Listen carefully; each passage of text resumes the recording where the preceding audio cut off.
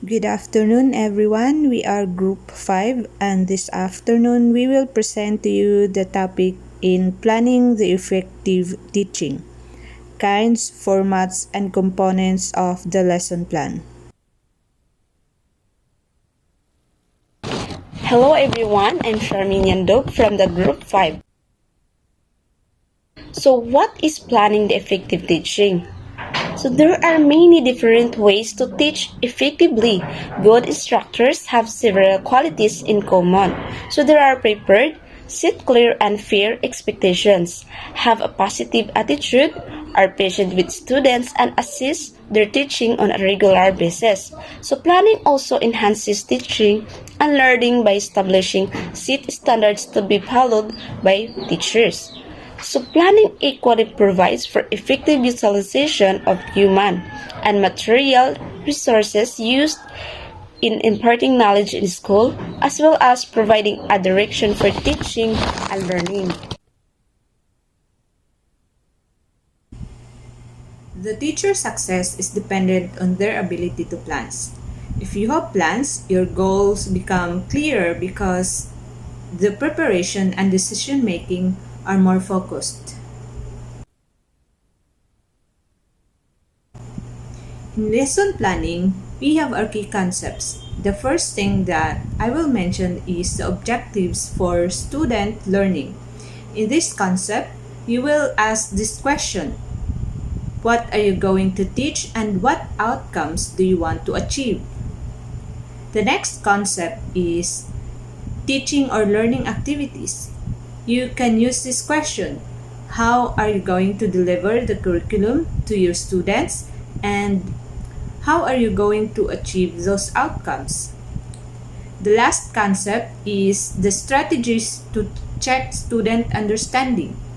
The question will be: was your teaching very effective? Did you manage to achieve those outcomes? There are 3 stages of lesson planning. Number 1, outlining stage. Creating an overview of the curriculum, desirable outcomes, learning objectives, etc. Structuring the timeline for the plan, gathering data, and teaching or course materials. In this stage, you will create an overview of the curriculum, identify the objectives, determine the needs of your students, and plan your resources and materials. Number 2, decision stage. Decision stage is where you create your plan and decide on what and how you are going to execute your plan. Workflow of step-by-step implementation, delivery methods, assessment techniques, backup options, etc. comes under this section. This stage will make you decide on how you will execute your lessons. You will determine what your methods or strategies to achieve your learning objectives. Number 3 is the mapping stage. Map the things which you have decided on with the things you want to achieve. See if they align. If not, try to rethink your decision. It means that you need to check if the decisions you've made in stage 2 are in line with your learning objectives. If not, then you have to evaluate your decisions. Here are some helpful steps in making a successful lesson plan. Number 1, identify the learning objectives. Number 2, plan the specific learning activities. Number 3, plan to assess student understanding. Number 4, plan to sequence the lesson in an engaging and meaningful manner. Number 5, create a realistic timeline. And the last one is plan for a lesson closure. Planning for effective teaching is very important because it gives teachers the opportunity to think deliberately of their choice of lessons or objectives, the kind of activities that they are going to implement in order to meet those given objectives, the kind of discussion or learning style that they want to apply, the materials needed in discussion, and how are learners going to learn. So building a plan is a process that is equally creative and critical. As for teachers, give them the wide range of strategies to engage students to assess their progress in understanding and in learning. So in order to meet those demands, lesson planning is implemented. So what is lesson planning? So lesson planning is a teacher's detailed description of the lesson before they start teaching. So it covers the learning trajectory and course of action of the lesson thought and acts as a comprehensive guide of what will the learners are going to learn. So it also gives teachers the detailed outline to be followed, and it plays a role in learning experience of how will the learners are going to engage in the learning subject. There are three kinds of lesson plan that you can use, so choosing any of the kinds will vary depending on the specific criteria that you have been looking and the specific objectives that you have been set. So the first kind is detailed lesson plan. So detailed lesson plan covers everything and gets teacher to be fully prepared ahead of the lesson. So it covers what to teach and all the learning activities that the students are going to do in the lesson. So detailed lesson plan is a detailed description of the step-by-step process of what the teachers are going to take in this particular topic. So it consists of objectives, content, learning resources, procedures, remarks, and reflections. So next is semi-detailed lesson plan. So semi-detailed lesson plan are less intricate or less difficult than detailed. So it covers on or focuses on what you want to do in that particular subject on that day. So they act as a general game plan on what will go on in the lesson. So lastly is understanding by design. So understanding by design focuses on the concept and framework. So this backward design looks at the outcomes first to design curriculum units and which focuses on improving the students' achievement using it. So there are 5 components of a lesson plan.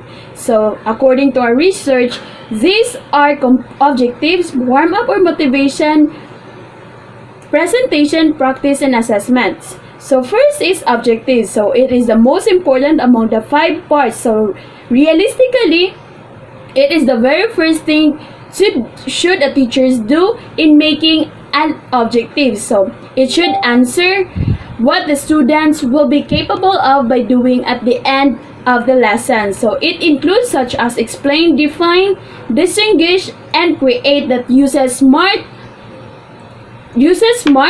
that aims to achieve a particular lesson.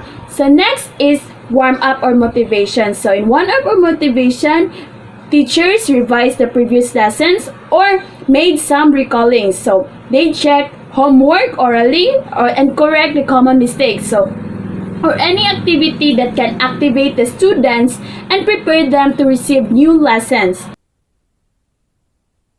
So next is presentation. So in presentation, the teachers will present the new material using the suitable techniques or strategies that they are writing the procedures that you will follow to explain the new material. So in presentation, teachers give their teaching strategies that is applicable for a certain discussion or topic. So in practice, next is practice.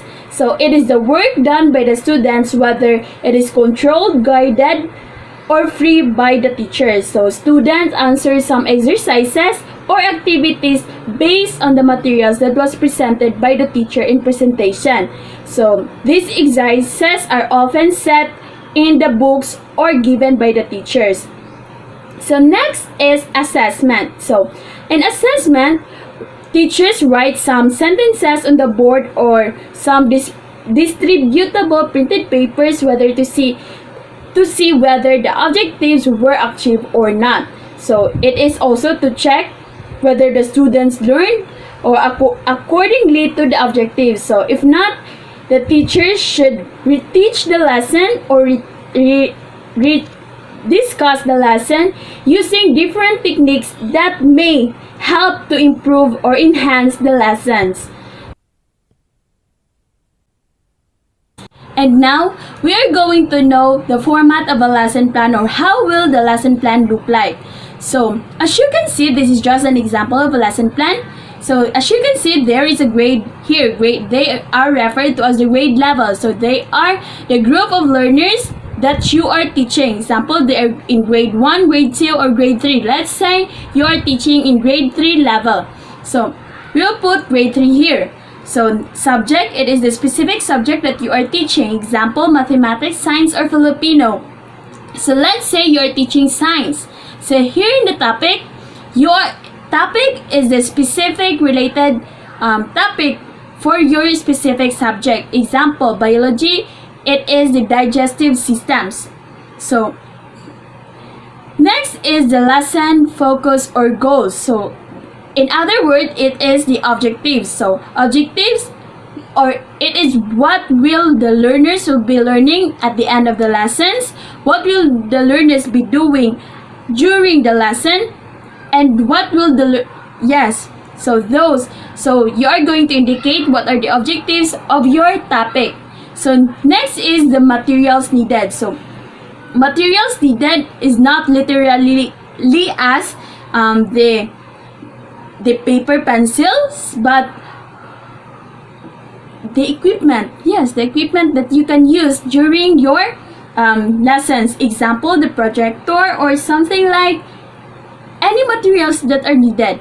So structure or activity, it is where the students, in the structure activity, it is where the teachers will be implementing their lessons. So it is where they will be presenting the lessons effectively. So basically, this is where the discussion happens. So it is also where the teacher, after the discussion, this is also where the teachers can give the exercises or activities that can help the learners to learn.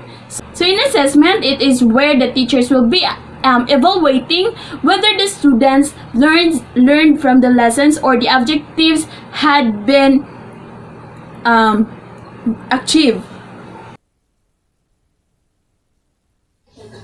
Hello everyone, my name is Alarda Crystal Maybe, and now I am going to provide examples of lesson plan. The first one is what we call the detailed lesson plan. In detailed lesson plan, it contains detailed description of teachers' activities and students' activities. It contains components such as objectives or layunin, wherein the three learning domains are included: the cognitive, affective, and the psychomotor. The second component is what we call the content or the paksa, and it must be based on the curriculum guide provided by the DepEd. The third one is the learning resources.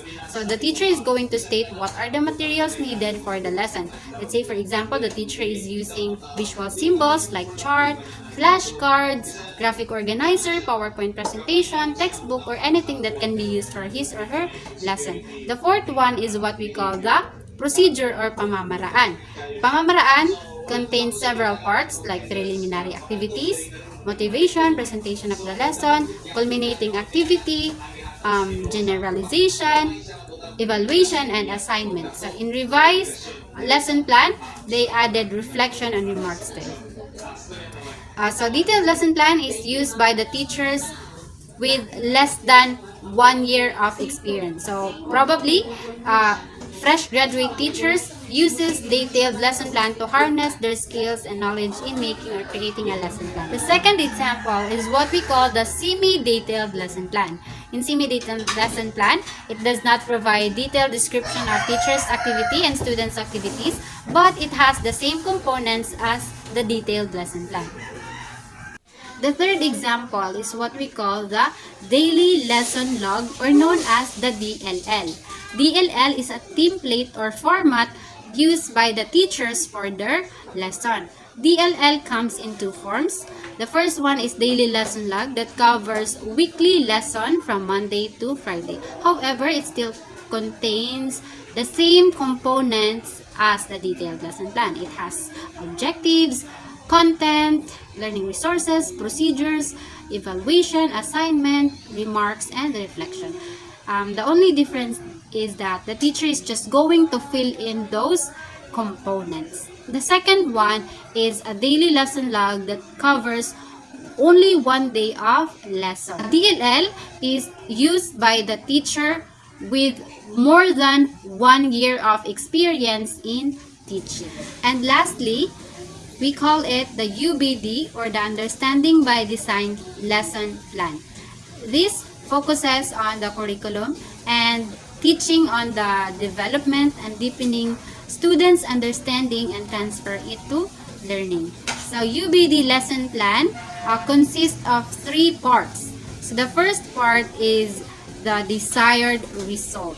It is where the teacher states what are his or her objectives, what are the goals, what are the knowledge and skills that the students are going to acquire at the end of the lesson.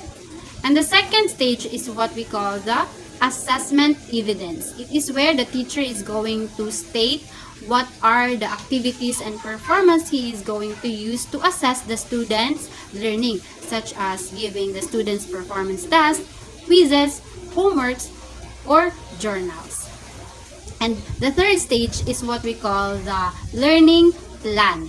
So it is where the teacher plan of what are the appropriate learning activities suitable for the topic so that the teacher will achieve the desired result or outcome of the lesson.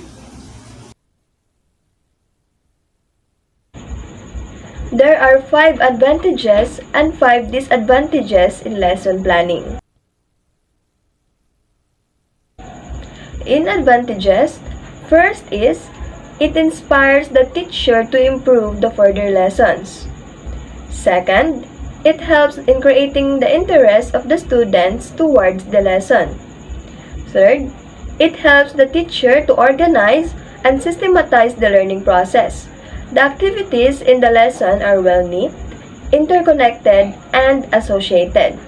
The continuity of the educative process is ensured. Fourth, provides guidance to the teacher of what is going to teach. Lastly, planning helps to avoid needless repetition. And in disadvantages, first is time-consuming in preparing a lesson because it requires more time in making a lesson plan. Second, there is lack of flexibility in lesson planning. Third, the teacher cannot work or instruct on their own, or should I say teachers work dependently in making a lesson plan. Fourth, fixed content. And lastly, the teaching process becomes more difficult.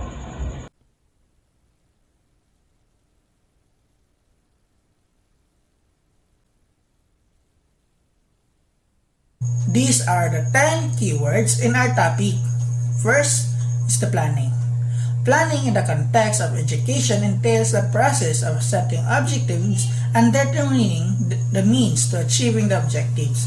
It entails deciding in advance what to be taught, how to teach, when to teach, who is be taught, and evaluation of recipient. Second, lesson plan. A lesson plan is the instructor's roadmap of what students need to learn and how it will be done effectively during the class time.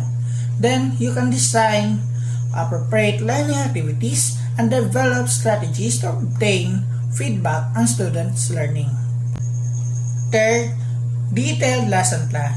Detailed plan covers everything and gets teachers fully prepared for the lesson ahead. It covers what to teach and all the activities students will complete that lesson. Fourth, semi-detailed lesson plan. Semi-detailed plans are less intricate than detailed, but they still focus on what you want to cover for that subject on that day. They act as a general game plan for what will go on in the lesson. Fifth, understanding by design. Understanding by design is more of a framework. This backward design looks at outcomes first to design curriculum units, and is focused on improving students' achievement using it. 7. Warm up. Warm-ups or warmers are any activity completed at the beginning of class specifically intended to prepare students for learning. 8. Presentation is when the teacher introduces new information. The teacher guides the presentation, but there may be student input or interaction, some combination or variation of inductive or deductive. 9. Practice. It is the work done by the students, whether it is controlled, guided, or free. Students answer some exercises based on the material presented. And the last, assessment. This is where you assess the final outcome of the lesson and to what extent the learning objectives were achieved. And now, let's talk about our sources.